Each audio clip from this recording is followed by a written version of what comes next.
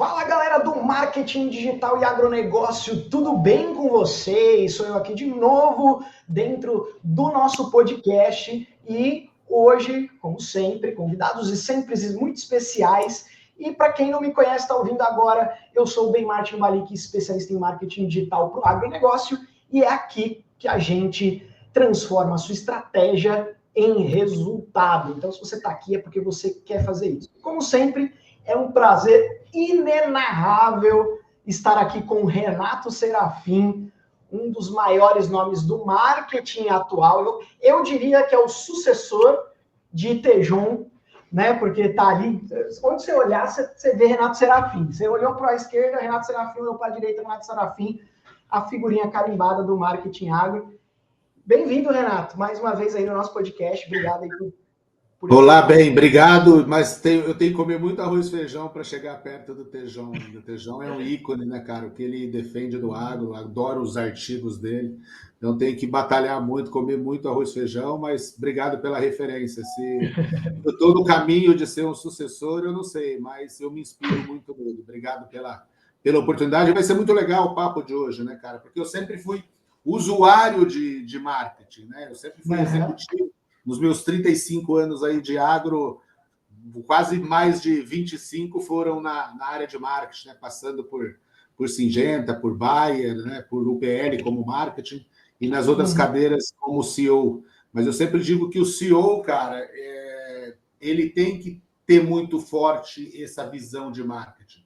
Porque hoje, né, toda empresa é uma empresa de mídia. E o CEO tem que ser um embaixador. Ele tem que ser o embaixador do marketing, ele tem que ser o embaixador da empresa, e marketing é a melhor maneira de... A gente olha marketing muito mais como comunicação, né? Mas marketing é estratégia, né, cara? Marketing é como você quer ser visto, como você quer posicionar os seus produtos e como você quer chegar no cliente da melhor maneira. Eu acho que essa experiência, né, como CEO e como marqueteiro, e agora, né, como consultor, está sendo muito rico e é um prazer falar com você. E hoje dividir um pouco desse trabalho que nós estamos querendo fazer, né? Qual que é o nosso objetivo, né? De alertar as empresas da importância do marketing digital, né, bem? Eu falo assim, cara, eu sou de uma época que quando eu quis entrar na carreira de marketing, eu entrei porque eu vi aqueles caras fazer eventos, dias de campo, folheto. Cara, era maravilhoso, só que marketing não é só isso, né? E nós queremos mostrar hoje que com o mundo digital, marketing tem, principalmente do agro, né, que ele não tem tanto recurso para fazer mídia de massa, nós podemos ser muito mais assertivo, nós podemos ser muito mais diretivo e nós podemos ter muito mais engajamento com o público. E a pesquisa que nós fizemos aí, né, com o seu trabalho brilhante, viu que nós temos muito para caminhar no agro ainda, né? As empresas têm muitos bons casos, mas nós temos muito a evoluir, né? E o nosso objetivo, né, bem, é ajudar as empresas a evoluírem, né? A acordarem as empresas para essa importante estratégia de chegar mais perto do cliente, de criar diferenciação, de criar principalmente, né, bem, que a gente fala, conexão, né, com o nosso cliente. E eu acho que o digital nos ajuda a fazer isso. Eu lembro de uma post que eu fiz no LinkedIn em 2022, 2023, que eu falei que o maior problema do agro era a conexão, mas não com a internet, mas com o produtor, que fazia muito bem isso no pessoal, mas não construía relações digitais com o produtor, né? Apesar de ter alguns programas bem interessantes acontecendo em várias empresas. E como você falou, né, nosso objetivo aqui no episódio de hoje, o nosso tema vai ser marketing é estratégico no digital, dentro do agronegócio, dentro desse setor? Então é isso que a gente veio discutir. A gente fez uma pesquisa, se você não soube dessa pesquisa, a gente fez um estudo e uma pesquisa sobre as estratégias digitais das 10 maiores empresas agroclínicas do Brasil. Inclusive o link vai estar aqui na descrição para você poder acessar, é gratuito, esse estudo e tudo mais. E a ideia não é falar mal das empresas, mas é expor vamos falar, uma análise SWOT, né, do que acontece no digital das empresas. E antes da gente entrar nos dados dessa pesquisa, Renato, e do que a gente levantou, eu queria trazer, vamos contextualizar o cenário. Eu acho que cenário primeiro, a gente dá um cenário, dá um contexto, vai ajudar bastante. Renato, nas suas experiências com CEO, CMO nessas empresas e agora como mentor e consultor, você enxerga hoje, se a gente for colocar de 0 a 100%, quantos por cento hoje as empresas estão usando digital como operação de performance? Aí eu vou citar a minha experiência, mas eu acredito que os meus números eram um pouco maiores, porque eu acredito muito no digital, né? Tanto que todas as minhas últimas 3 experiências, eu fiz alguns trabalhos e era muito forte, né? Então eu criei um canal de podcast em todas as empresas que eu fui CEO. Nós criamos uma interação nas redes sociais muito grande, de principalmente meus executivos serem os porta-vozes e serem as autoridades do que estavam falando. Então, eu sou um caso difícil. Mas, mesmo assim, o meu caso, que eu investia, o investimento em marketing no agro é muito pequeno, né? Então, com empresas como de varejo, que investe aí 2%, 3% da receita em marketing, o meu caso era 0,2%, 0,3%, e olha lá. E desse 0,2%, 0,3%, eu tentava colocar uma boa parte do marketing, digital, principalmente porque eu conseguia medir e controlar, né, cara? Eu não conseguia. Quando eu faço folheto, quando eu faço um outdoor, né? Você vê no agro muito a presença de outdoor. Cara, é legal o outdoor, mas eu não consigo medir a eficácia do outdoor. Eu não consigo traduzir aquilo em engajamento, em vendas. O digital eu consigo fazer na hora. Pô, eu soltei uma campanha no digital, eu já consigo medir se minhas vendas aumentaram a partir daquela iniciativa, se os engajamentos com o meu público-alvo estava maior. E é um pouco até disso que você fez nessa pesquisa, né? Você mostrou quanto que as empresas fazem de post, quanto que ela engaja, quanto que ela está no caminho certo. E isso nós temos que começar a mensurar. A gente olha muito, né, as empresas indo por manada, né? Pô, tem um influenciador digital de destaque, toda empresa pega esse influenciador digital e trabalha com esse influenciador digital. Cara, será que está tendo conexão ou estão fazendo por efeito? Porque tá no hype. Mas qual que é a mensagem? Será que não é mais fácil a empresa criar uma autoridade dela, criar uma pessoa dela, né, que se identifica com a marca, que tenha conexão? Eu acho que quando a gente usa de uma forma não organizada, não estratégica, nós corremos o risco de ficar com as nossas mensagens ao vazio, né? Porque a internet, o digital, nós temos que criar conexão. Não adianta nada eu fazer um post que eu viralizei se esse post não transformou em engajamento e não transformou principalmente em vendas, né? Nós temos que fazer essa mensuração. E eu não sei se nós estamos maturos o suficiente, para medir isso e saber se os nossos marqueteiros das empresas estão fazendo isso ou não. Nós tivemos uma amostra nessa pesquisa, né? Nós fizemos uma pesquisa com as 10 maiores, tem empresas de P&D, tem empresas de formulação, tem empresas de genérico puro, e nós vimos como elas se comunicam no mercado. Todas elas têm uma presença digital, mas a hora que você vê número de seguidores e engajamento é muito baixo, né? Então, onde nós estamos errando, né? Exato. A minha percepção, não sei, aí queria ver até sobre a sua visão sobre isso, é que em 2000, pelo que eu mapeei, né, das maiores empresas e também das empresas médias, o movimento digital, falando Instagram propriamente dito, começaram a ter conta em 2016, 2017, isso as grandes empresas, né? E aí, quando a gente percebe que em 2024 as empresas começam a investir um pouco mais em anúncios online, por exemplo, em produção de conteúdo, começa a entender uma certa importância ou relevância, a gente começa a ver a transição da era da presença digital para a era da performance digital, que são duas coisas completamente diferentes. Estar presente e ter performance. Eu acredito que são duas coisas que estão completamente diferentes. Porque o que acontece? Pela nossa análise que a gente fez, a gente percebeu que, sim, as empresas estão colocando coisas na internet.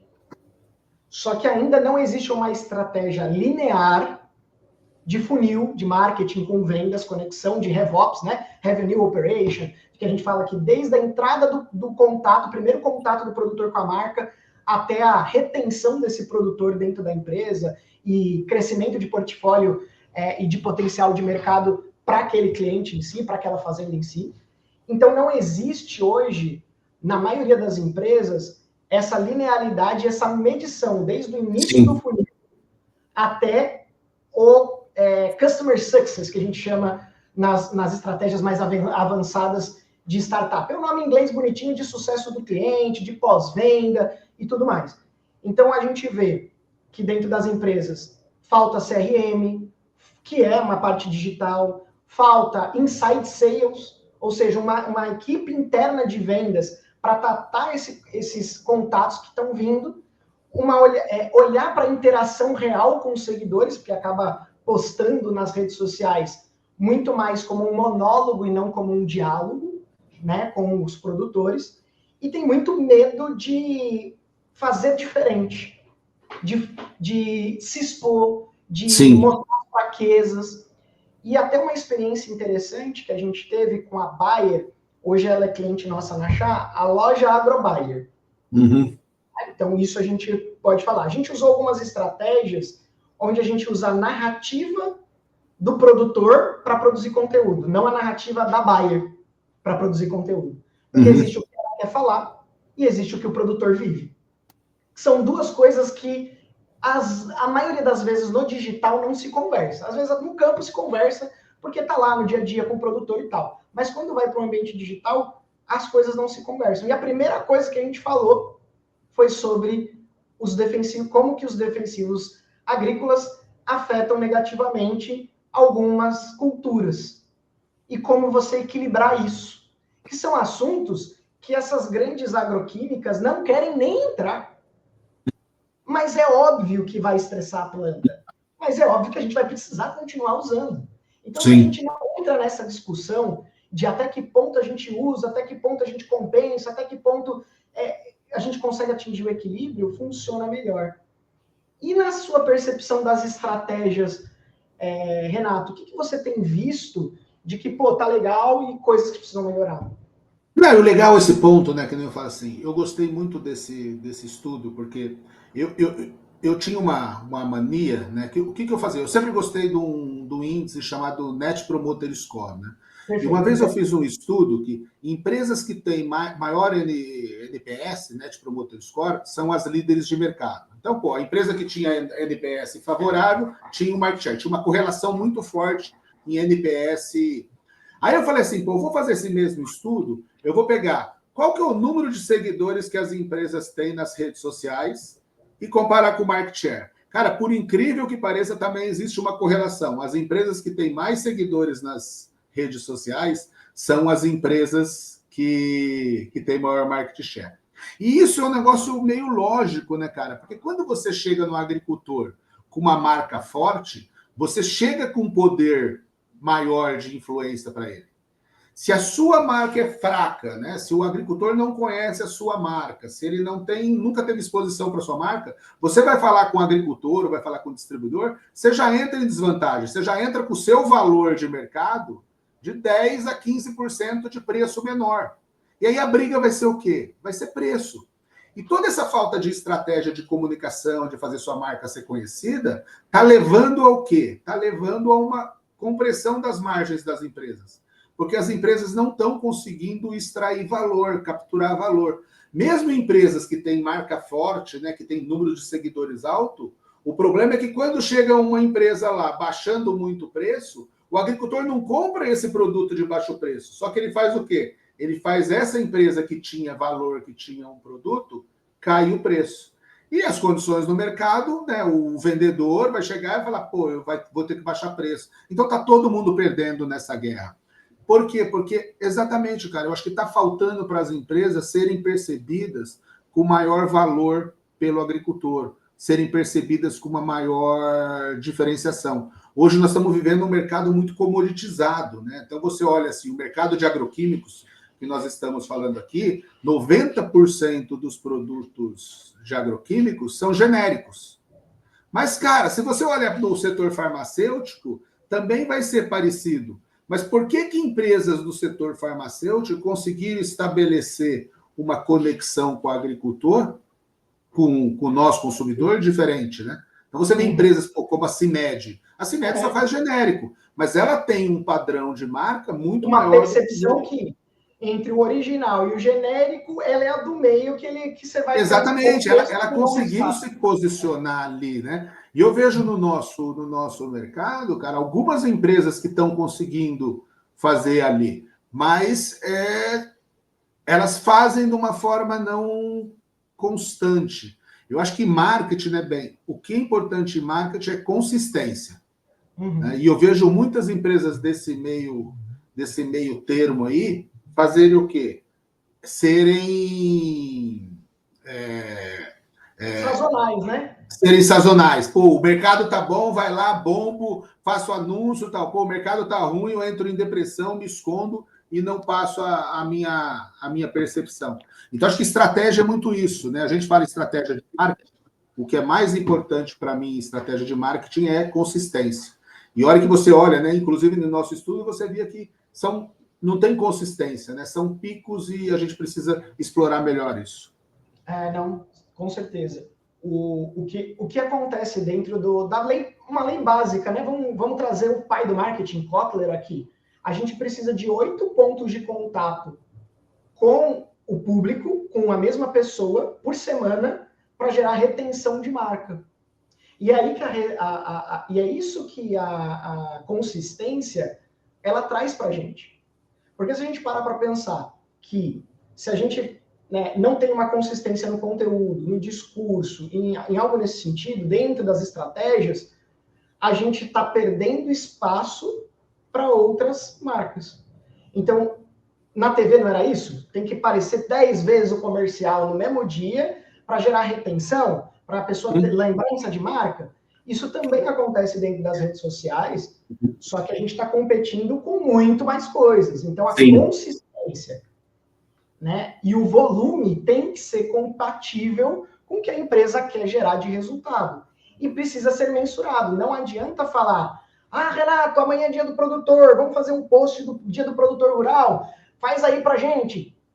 Isso não é estratégico. Você só está fazendo aqueles cartãozinho que ninguém lê, né? Sim. Dia do cafeicultor, dia né? do... Então, assim, beleza, você quer fazer uma homenagem, uma campanha em cima disso? É outra coisa, tá? Mas é isso que você pede para a tua equipe de marketing digital e é isso que você enxerga ela, às vezes, como uma operacional só para fazer para não passar em branco. Mas não, como é que você linka isso em toda a sua estratégia? Como que você consegue construir uma consistência narrativa? Porque hoje as empresas, a gente olha lá os perfis dessas 10 empresas que a gente olhou, a maioria só fala de si mesma. Sim. E hoje a empresa, para gerar conexão real com o produtor, tem que falar de toda empresa de produto tem que ser uma empresa de educação. Se não for uma empresa que educa o produtor não sentir que ele está aprendendo e sentir confiança nessa empresa, não só pelo nome, não só pelo tempo de mercado, não vai adiantar nada. Não, e esse é um bom ponto, né? Eu estou dando mentoria para uma empresa de nutrição especial, né? De bioestimulante. Cara, e a primeira coisa que eu falei para eles foi isso, ó. O mercado, vocês acham que o mercado sabe como o seu produto atua? Eu acho que vocês têm que se apoderar de um movimento aí de educação, de ensinar para o agricultor o que é fisiologia, né? Vocês têm que ser percebidos pelo agricultor como os experts em fisiologia vegetal do mercado. E como faz isso? Criando autoridade. Então, nós colocamos essa empresa, o executivo principal dela hoje, se você olha, ele que está falando sobre fisiologia, ele que ensina. Então, é isso mesmo, eu concordo muito com você. Por isso que eu gostava de ter os podcasts nas minhas empresas, não para aparecer no mercado, porque o podcast, cara, é uma maneira hoje de você educar o seu agrônomo, de você educar o seu gerente financeiro, você educar o seu time lá que está de peças, educar o seu faturista. Então, é uma maneira de você educar as pessoas. E isso que você falou para mim é claro. Além de ser, né, toda empresa é uma empresa de mídia, toda empresa hoje tem que ser uma empresa que educa o consumidor. que educa o usuário. E poucas estão fazendo isso. E essa desconexão, né? E é legal até depois, nas pesquisas, você explicar. Nós fizemos uma métrica muito diferente, né, Ben? Nós falamos, quais são os 4 pontos que essas empresas... o que essas empresas estão falando de inovação e pesquisa? O que essas empresas estão falando com a sociedade, com a comunidade? O que essas empresas estão falando de sustentabilidade, né, de reputação? E um pouco da autoridade. E foi um voto meio subjetivo, mas, cara, fica claro, né, quem que está se saindo bem nas 4 áreas. E talvez as empresas que não estejam saindo bem nas 4 áreas é que elas não estão olhando para o todo, estão olhando fragmentados, né? O cara de sustentabilidade, ele só está falando de sustentabilidade e ele está falando para um público que não é o nosso público. Que é um pouco de uma das empresas que a gente deu nota baixa, reputação e sustentabilidade, que ela fica falando mais de COP30, fica falando mais para gringo do que para o agricultor, né? Então, é legal pessoas entenderem e ver esse material para achar que, o Ben e o Renato estão loucos. Cara, mas foi muito baseado em estudo. E principalmente depois você pode compartilhar muito, né? Aquele que você fez, de quantos posts as empresas estão fazendo, mas o que está dando resultado, né? Acho que esse é um ponto interessante, porque quem não mede não controla, né? E eu acho que esse estudo serve aqui para quem está com a gente, fala, cara, olha esse estudo e fala, você está medindo e está controlando as suas ações? Acho que você deu uma amostra legal do que os caras têm que perseguir, né? Legal, Renato. E assim, a tua percepção, tanto da parte de P&D, que é a parte mais de marketing mais interno, mais bruta de produto e tal, chegado a branding, né? E posicionamento da marca. Quando a gente vem para a rede social, eu olho muito para a performance de o que aquilo está gerando para aquela empresa, né? Como a gente não tem acesso a quantos leads isso está acontecendo, se eles estão gerando lead e se esses leads estão convertendo em vendas, a gente vê vários gaps digitais deles que poderia ser muito melhor. A primeira coisa é que a média de postagem é 7 posts por semana. Tá bom, a média não é ruim de posts. Mas quando a gente vai olhar para narrativa, o que é a narrativa? É a construção de uma mensagem desde uma pessoa inconsciente sobre o problema até o produtor consciente e já com vontade de consumir o produto. Então, dentro do marketing de conteúdo, a gente tem o inbound, que a gente chama de atrair, nutrir e converter. Que cada público dentro da massa está em fases diferentes e que a gente tem que conversar de maneira diferente com cada etapa do funil de vendas e marketing. E quando a gente olha para essas narrativas, a gente vê uma aleatoriedade na conversa.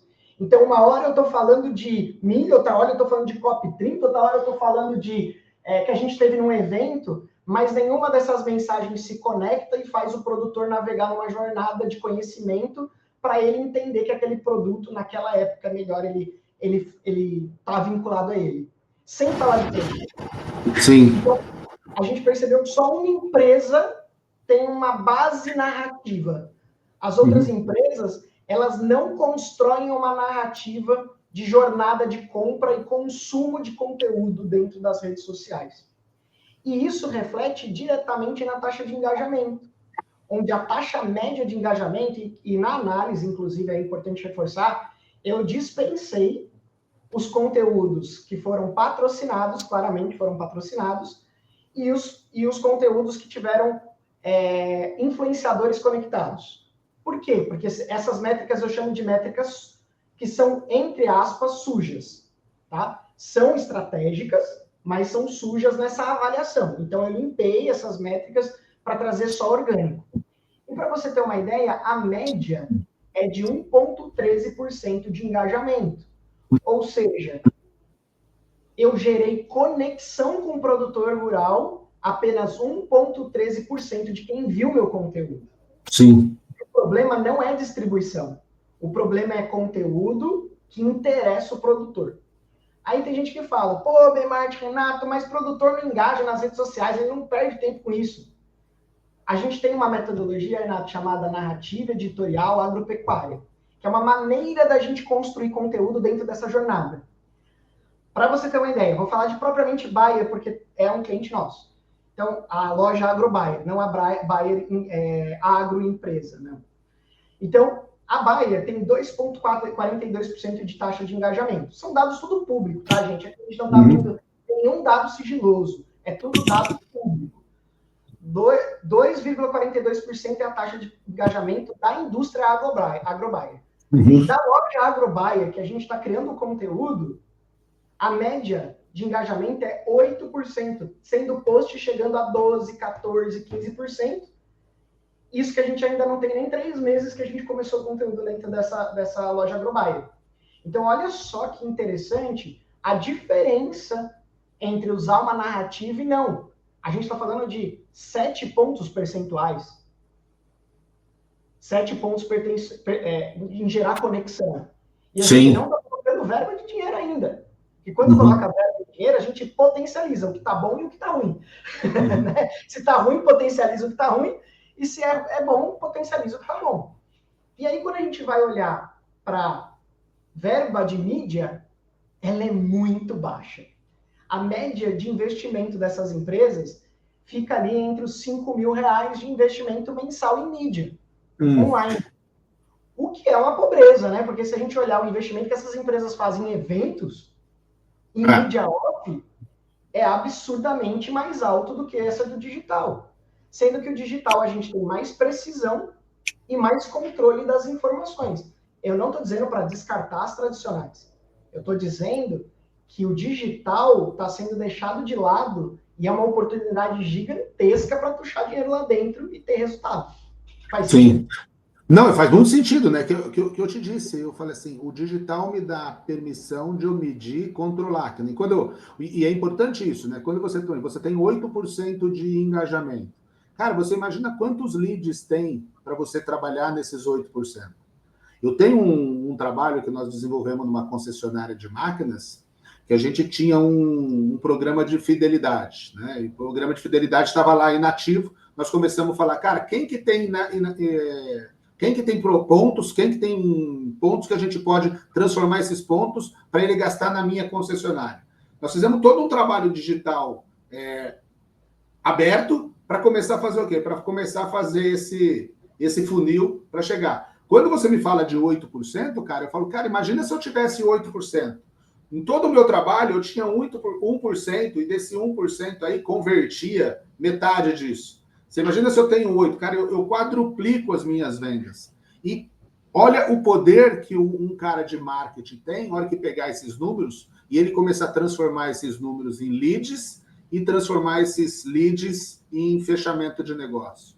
É bárbaro, né? E outra coisa que é importante, né, bem, quando a gente diz... cara, é o que você falou, pô, eu não sou contra fazer o outdoor, mas, cara, um outdoor desse daí, você vai gastar esses 5 mil que as empresas estão gastando em um outdoor, né?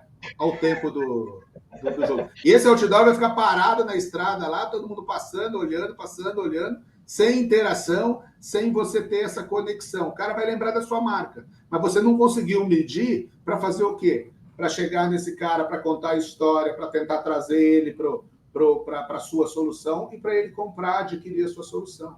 É isso que a gente tem reforçado.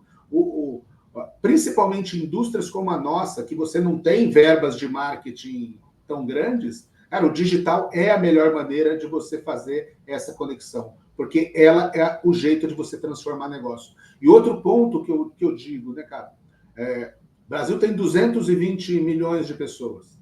O nosso público de agricultor é 1% desses 220 milhões. Nós falamos 2,2. A gente fala que tem 450 mil grupos de agricultores aí, que faz 95% do mercado. Mas 2,2 milhões de agricultores é 1% da população que alimenta os outros 99%. Cara, não é... Você não precisa pôr outdoor para chegar em 2 milhões de pessoas, né, cara? Você pode fazer dirigido, né? Esse que é a nossa indignação quando nós começamos a medir a performance dessas empresas.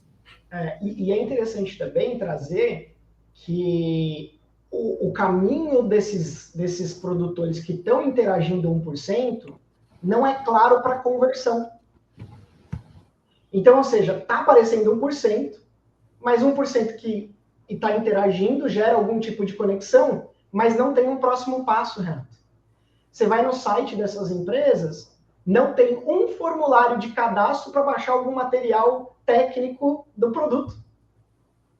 Imagina se eu tenho uma única mudança que faria toda a diferença para aquela empresa em questão de volume de oportunidades. Colocar um formulário de cadastro antes de baixar portfólio de produto, como manusear o produto, formulação do produto, coisas que eles já disponibilizam sem você só clica, abre um PDF. Você podia só colocar o formulário antes. Com 3 perguntas, 4 perguntas. Quem você é, nome, e-mail, telefone, tá bom. Ah, você é produtor, revenda ou indústria? Ah, eu sou produtor, ou sou distribuidor, loja. Você começa a entender quem é que está baixando o seu material e se essa pessoa já está no teu portfólio de clientes, na tua carteira. E só isso mudaria o ponteiro dentro de uma empresa dessas, que recebe milhares de visitas por mês no site, mas não tem conversão no site. O site, ele também não é interativo, não existe uma troca de conhecimento. E isso, olha só que impressionante. Então, uma chave virada já muda. E sabe o que me espanta? Se o que é público já é assim, as empresas do agro ainda não perceberam como o digital muda a operação da empresa. Porque quando a gente vai falar de CRM, RevOps, Operation, quando a gente vai falar de gestão de carteira, reabordagem de contatos da carteira, tudo isso é digital. Tudo isso. A gente fez uma pesquisa com 1.090 produtores rurais, que eu até disponibilizei recentemente. Então, se você quiser, o link também vai estar aqui na descrição.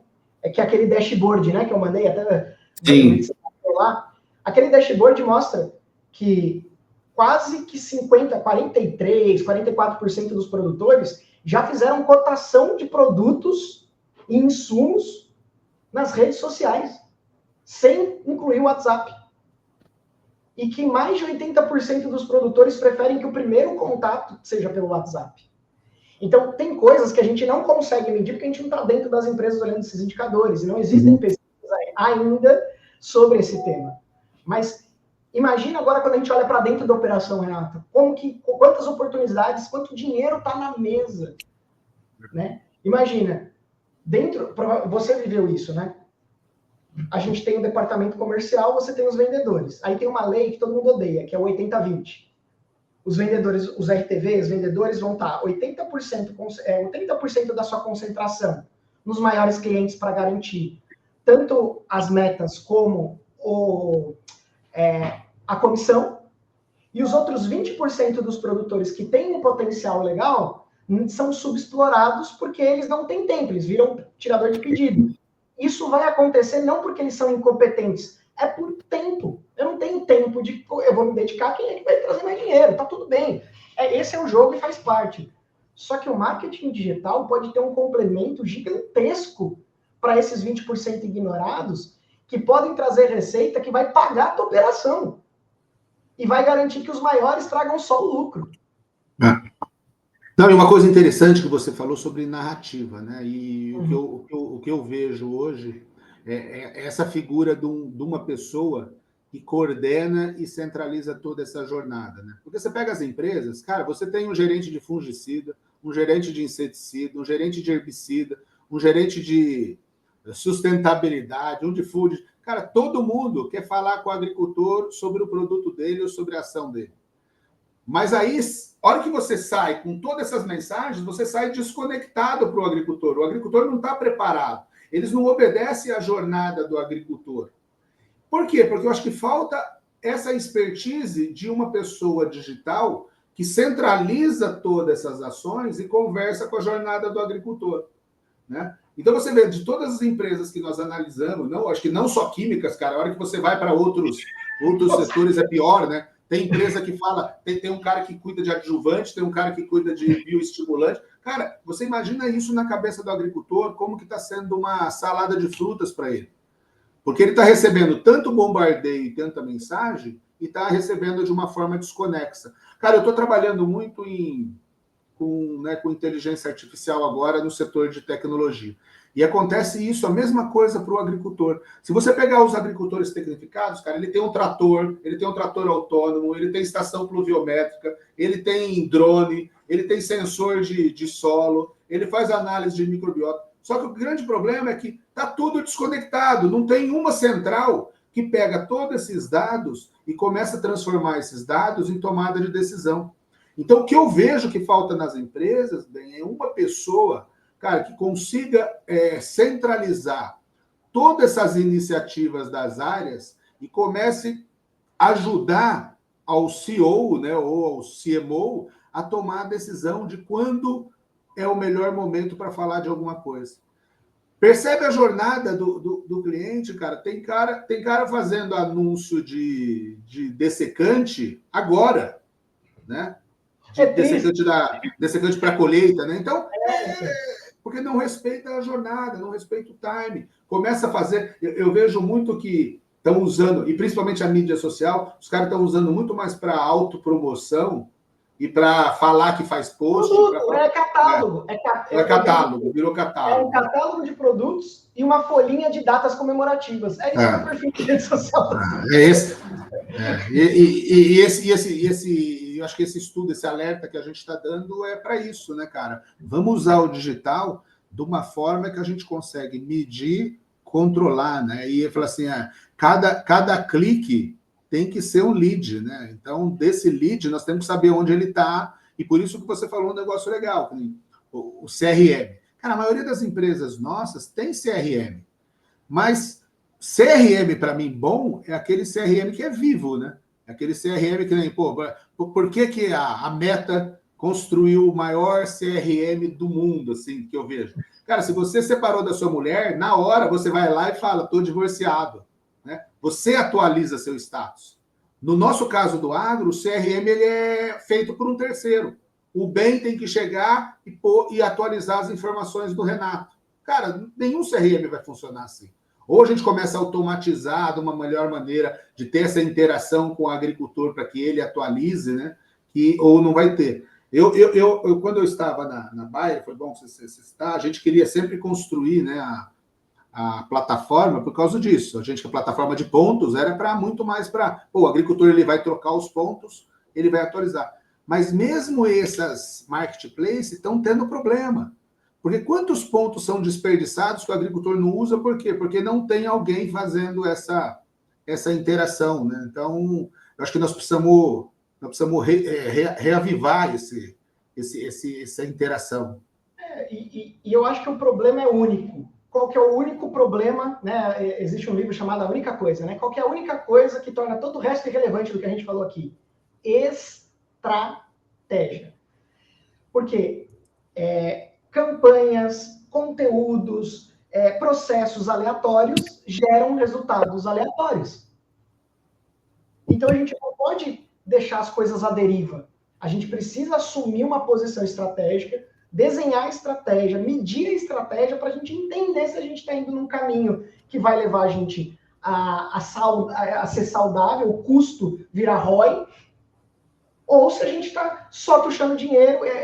A gente já brincou aqui no podcast que é o marketing da esperança. A gente faz alguma coisa e ora não dá certo. E se não deu certo, a gente chora e fala, não, beleza, perdemos esse dinheiro, o ano que vem vai ser melhor. E continua o marketing da esperança. Então, sem estratégia, o que é uma estratégia? Objetivo, mapeia um plano, mede quais são esses planos, divide as tarefas em OKR e mede, faz a operação e melhoria contínua. Legal. Só que isso tem no digital. O digital é assim, você vai fazer uma campanha, faz aí. Vendas precisa falar mais desse produto, faz aí. Não tem contexto. E aí não tem uma narrativa, porque se pensa muito em suprir uma operação. É muito mais operacional do que estratégico o marketing hoje.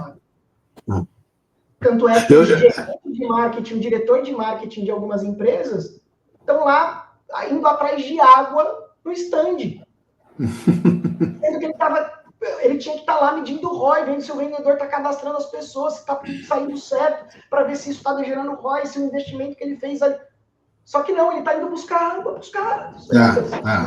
Não, é verdade, e esse é um bom ponto, né? Uma vez, esse ano eu fui, cara, eu consegui ir num evento, eu consegui ir na Andar. Eu olhava os estandes lá, eu olhava os estandes de empresa, e na Andava é legal, né? Muitas empresas pegavam o público e tirava da feira e levava eles para um lugar, um restaurante chique em São Paulo. E outras empresas faziam aquela interação no stand.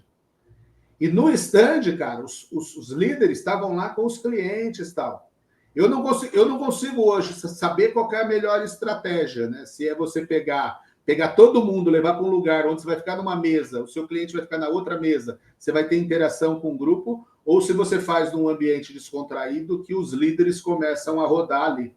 Mas um alerta, né, para as outras empresas. Começa a medir isso, né? Começa a medir quantas pessoas tiveram nos seus estandes, quais interações você fez, quanto você... Qual empresa faz isso? Pô, eu estou lá numa feira. Eu não fazia isso também quando era executivo.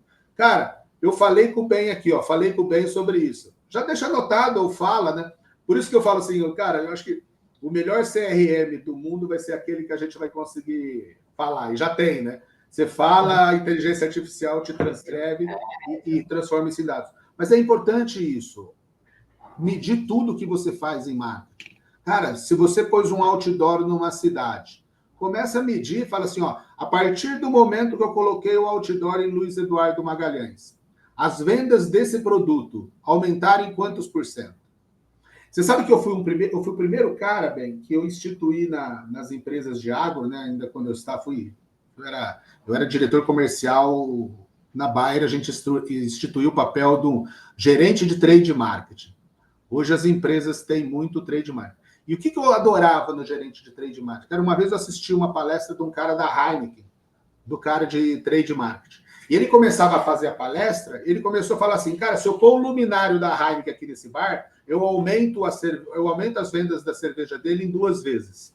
Se eu colocar um copo da Heineken aqui, eu aumento em 0,5 vezes. Se eu colocar uma geladeira da Heineken aqui, eu aumento 4 vezes. Eu falei, puta, isso aqui é maravilhoso, né, cara? Eu preciso inventar uma função para esse cara. Infelizmente, ainda, cara, são poucas empresas que conseguem fazer isso.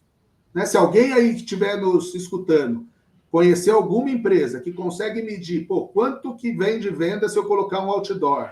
Quanto que eu aumentei de venda se eu fiz um evento? Quanto eu aumentei minha venda se eu participei de uma feira da Andave ou não? Olha só, embora o nosso negócio seja cíclico, né, a gente tem fases, né, de vendas e de entrega, eu acho que dá para a gente perceber na interação do cliente, se ele quis saber sobre sua marca, se ele está interessado. Então, essas métricas são importantes, né, Ben? E enquanto a empresa não instituir essa área de inteligência, né, que você fala muito, né, esses dashboards que você cria, essas partes de interação, de geração de lead, quanto que aquele post engajou ou não, cara, enquanto a empresa não tiver uma pessoa para cuidar disso e unificar as mensagens, é interessante. E é legal você contar o caso dessa empresa, né, que você falou que tem a melhor narrativa. O que ela faz de diferente das outras? Né? Acho que explicar um pouco essa jornada seria interessante. Perfeito. Bom, basicamente o que a Corteva fez, né, que foi essa empresa, né, ela acabou fazendo ali conectar com o produtor, né? Então, o que a gente faz aqui, tá, Renato? Aí eu vou falar um pouco mais da operação, porque eu acho que é legal o pessoal entender como que funciona uma operação dessa. Então, a gente tem a narrativa editorial agropecuária, que é uma metodologia nossa, chamada NEA, né? A gente às vezes brinca que é a dona Neia. Entendeu? Você já fez a dona Neia? Não falei com a dona Neia. Então não vamos fazer agora. Se ela não encaixa na dona Neia, não adianta a gente fazer. Então, o que a gente faz? A gente primeiro mapeia produto. Quais são as famílias de produto? Isso o comercial já tem, tá? Mas o marketing sempre é comercial e mapeia a sazonalidade dos produtos, certo? Primeira coisa que o marketing precisa saber é isso. Soube a sazonalidade dos produtos? Beleza, a gente vai olhar para faturamento. Olha como o marketing une todos os setores. A gente vai olhar para faturamento. Quais são as culturas que trazem o maior faturamento da empresa? Que torna todo o resto irrelevante. Não estou dizendo para abandonar as outras culturas, não. Eu estou dizendo de narrativa. Narrativa a gente tem que entender, limpar todos os dados sujos, deixar só o caminho mais curto para aumentar vendas. Então, a gente limpa esse caminho. Beleza, produto, narrativo. Né, certo? Produto. Aí a gente vai para o calendário agropecuário, que é, se é pecuária, você vai olhar o calendário da pecuária, se é agronômico, você vai olhar o calendário agronômico e vai ver, beleza, nas regiões A, B, C, D e E que você quer atuar, quais que são as janelas que a gente, de plantio e tal, das culturas que a gente viu que são as que mais trazem conversão e mais faturamento para a empresa? Essas. Beleza. Então, a partir disso que a gente mapeou, a gente começa a construir conteúdos estratégicos que vão falar exatamente o que está acontecendo no campo, deixando o produto como um coadjuvante e não como o ator principal dentro desses conteúdos. Então, a gente linka o conteúdo técnico, educativo, com o produto, e não o produto com o conteúdo técnico educativo. A gente faz ao contrário. A gente inverte isso, porque nas redes sociais e na internet é mais sobre o cliente do que sobre a gente. Porque a gente está começando uma conversa com ele. O objetivo da internet é começar uma conversa com o produtor. Se você não iniciou uma conversa com o produtor, não deu certo a sua estratégia. Basicamente é isso. No digital é isso que a gente tem que conversar. E aí, com base nessa linha narrativa, a gente começa a criar esses conteúdos que vão atrair o produtor, que vão fazer ele entender que ele tem um problema e o seu produto é uma possível solução, até que ele entenda isso e clique em algum lugar e dê o nome dele, dê o nome a revenda, dê o nome dela, para que o seu produto seja cotado, e aí sim vocês começam um relacionamento. Então, a narrativa, ela depende disso. Ah, mas bem, Martin, as outras culturas? As outras culturas, a gente costuma nas redes sociais falar de dark post, ou seja, não vai fazer parte do feed, mas vai fazer parte do anúncio online, que você vai ter os produtos rodando ali. Ah, bem, Martin, mas no meu feed eu não vou postar produto, ninguém vai saber que é produto? Não, não precisa postar produto no feed. Você precisa estar com esses produtos 24 horas sendo patrocinados, porque o conteúdo dá o contexto e o anúncio dá o CTA, chamada para ação, para quem está pronto para cotar com você. Então, quando você tem toda essa narrativa construída, fica mais fácil o produtor sair de alguém que nunca ouviu falar da tua marca e virar um cliente. Se não tiver essa narrativa, ou você vai sempre atrair muita gente, ou você sempre... Influenciador é isso. Se você constrói uma estratégia, linkando com a primeira coisa que você falou, que foi influenciador, né? Como é que encaixa o influenciador numa narrativa? Se eu faço... Vou citar aqui, que eu gosto de citar nome mesmo. Primos Agro. Os caras são incríveis, conteúdo top, mas as empresas usam eles errado. Eles usam como se fosse um cantor sertanejo no stand para tirar foto. Agora, imagina botar o Eduardo e o João para ensinar sobre o uso de um produto no stand. Sim. Olha como você encaixa alguém que tem uma audiência grande e você qualificar a audiência dele para ter awareness do seu produto. Sim. Então, assim, é lógico. Vai ser produtivo você colocar o influenciador no teu stand para tirar foto e sair sua marca no Instagram dele e ter um alcance? Tá. Você está aumentando o seu alcance. Mas você não está aumentando a consciência de necessidade de um produto técnico. Porque a gente não está falando de um produto de desejo. A gente está falando de um produto que sana dores específicas. Produto de venda complexa. Então, ele precisa entrar num contexto educacional. E esse, para mim, é o principal ponto, né? Cara, nós não vendemos um bem de consumo, nós vendemos um bem de produção. Né? O único bem de consumo que às vezes que nós vendemos, né? Eu trabalhei no setor de máquinas, talvez a máquina seja um bem de consumo, mas ele compra aquilo lá, ele vai ter todas as operacionalizações que você não faz quando você compra uma picape.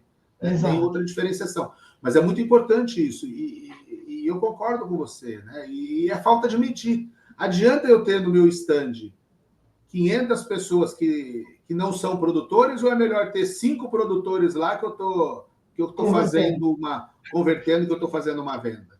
E esse é um negócio, cara, que às vezes me incomoda pelas pessoas não medirem. As pessoas estão trabalhando hoje no marketing do agro muito mais buscando clique e visualização do que buscando vendas e diferenciação. Por isso que nós estamos entrando nessa fase de comoditização. Por quê? Porque está todo mundo dando a mesma mensagem. Pô, meu produto produz 4 sacos a mais, outros 5 sacos a mais. O agricultor chega numa hora, cara, ele cansa. Pô, que nem evento. Você vai num evento, numa feira, vamos pegar uma feira como o Copavel, que as empresas fazem o stand lá, e do lado dos stands faz aquele monte de área. Cara, o agricultor vai olhar aquilo lá. Você acha que o agricultor vai acreditar naquilo que você está falando? Você tem que começar a mudar a forma. E você tem que medir isso. Pô, se o agricultor foi lá na sua área, o que ele achou, o que ele não achou, qual que é o feedback, né? Essa interação. E nós, cara, nós somos sortudo, porque nós não precisamos mexer com 220 milhões de pessoas, né? Nós não vendemos Coca-Cola, que todo mundo você tem que ter. Nós vendemos, as nossas vendas são muito mais estratégicas. E não tem como você fazer vendas estratégicas hoje, venda consultiva, sem você usar a mídia social. E mídia social tem que ser usada da melhor maneira. E uma das coisas que eu fico assim, cara, eu adoro um monte de influenciador que tem aí, eu acho que as empresas é legal. Mas eu fico mas tem algumas coisas que eu fico incomodado, que eu não vejo isso na medicina, né, cara? Eu não vejo médico fazendo conteúdo, rindo de outro médico, tirando sarro de outro médico, falando um português errado. Sabe? São coisas que me incomodam, que eu acho que nós precisamos trazer. Tá certo, cara, mas quanto mais nós chegarmos na rede, falarmos que o nosso agricultor fala um português errado, se veste mal, seja picareta, cara, eu acho que nós estamos passando uma imagem ruim. Eu não vejo... Pô, olha, cara, é só você clicar em qualquer rede social e clica dermatologia. Você vai olhar um monte de médico ali, gerando conteúdo, fazendo vídeo, explicando, mas olha a forma como eles se comunicam, olha a forma como que eles passam o produto, né? Então, eu acho que nós temos que aprender um pouco sobre isso. Eu não vejo no nosso meio ainda agrônomos falando de produtos. Pô, você vai lá, procura emagrecimento na rede social. Cara, você vai ver médico falando da tizerpatida, você vai ver médico falando vamos falar, Monjaro, Ozempic. Digita aí fungicidas de soja. Vê se tem algum influenciador com propriedade falando sobre aquele fungicida de soja. Então tá aí os exemplos e nós não usamos. Não, nós preferimos brincar nós preferimos falar de cachaça, de festa de peão, né? Cara, não sei, bicho. Isso me incomoda como... Eu não sei porque eu acho que eu tô velho, eu acho que eu não vou achando mais graça de um monte de coisa, né?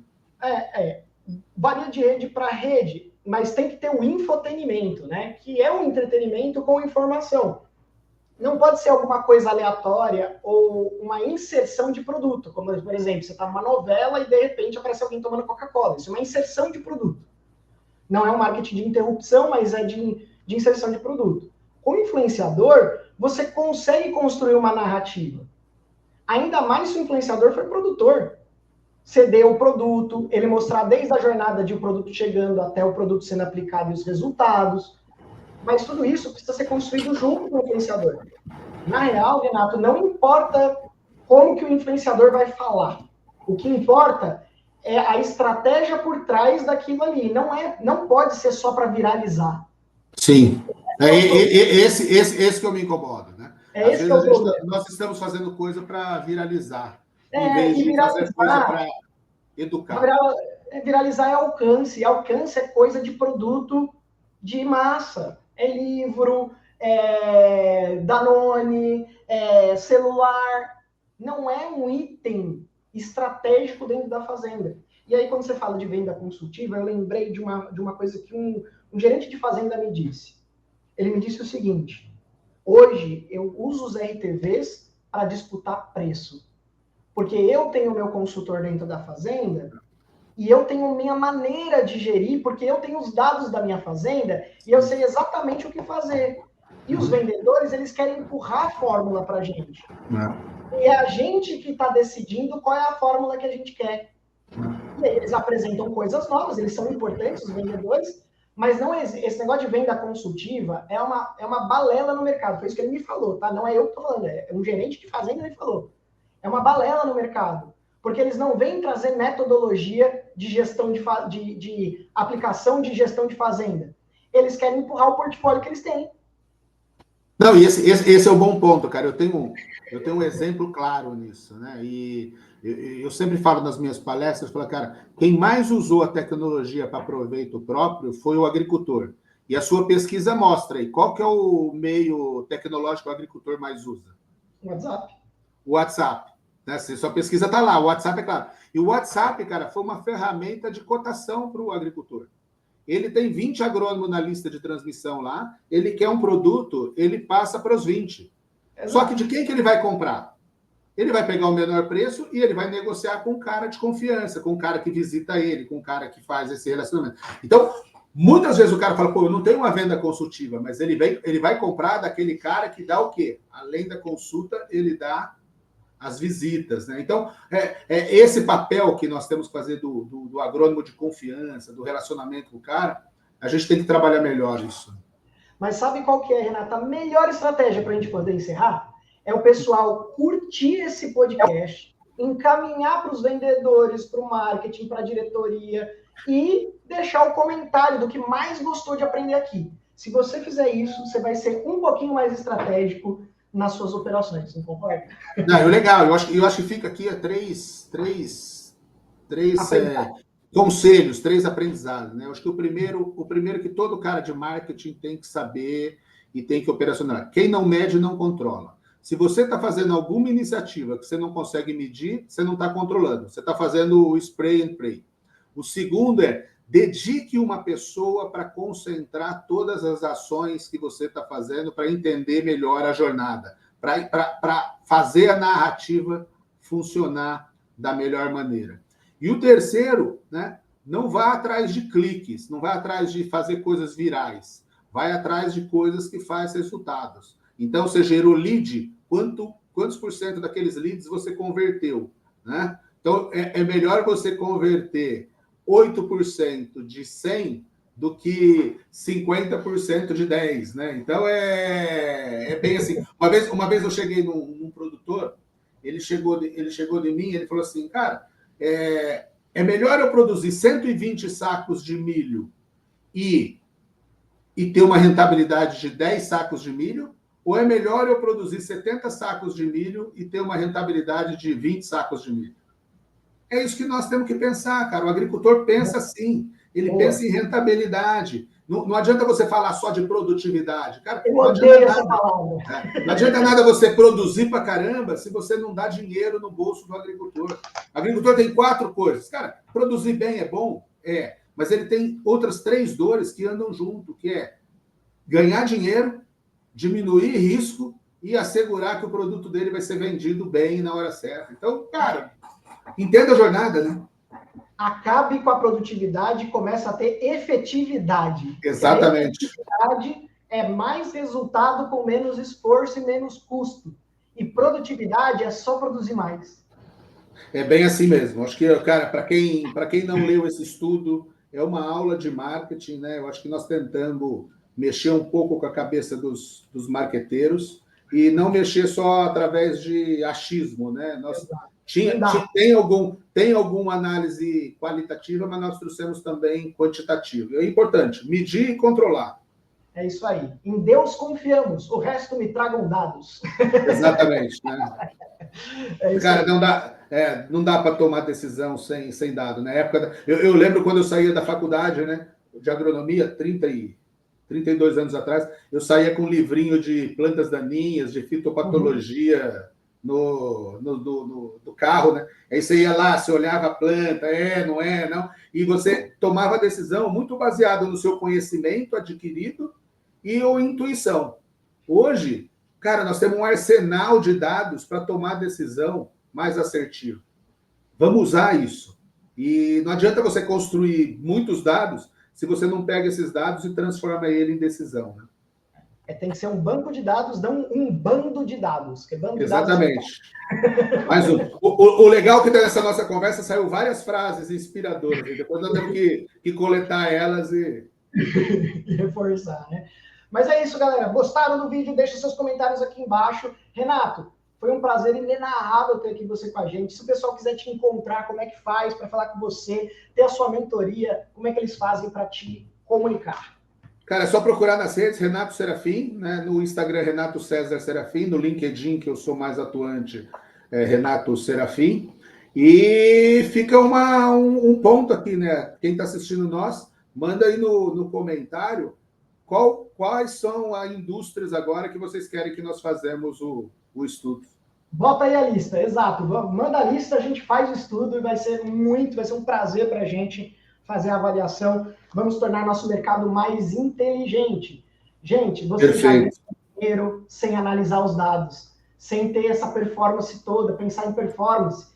Imagina se vocês pensassem. Quanto dinheiro na mesa tem para vocês trazerem para vocês? Então pensem nisso e é com essa mensagem que a gente agradece todos vocês por esse episódio. Um grande abraço. Valeu. Tchau, pessoal. Até mais. Valeu.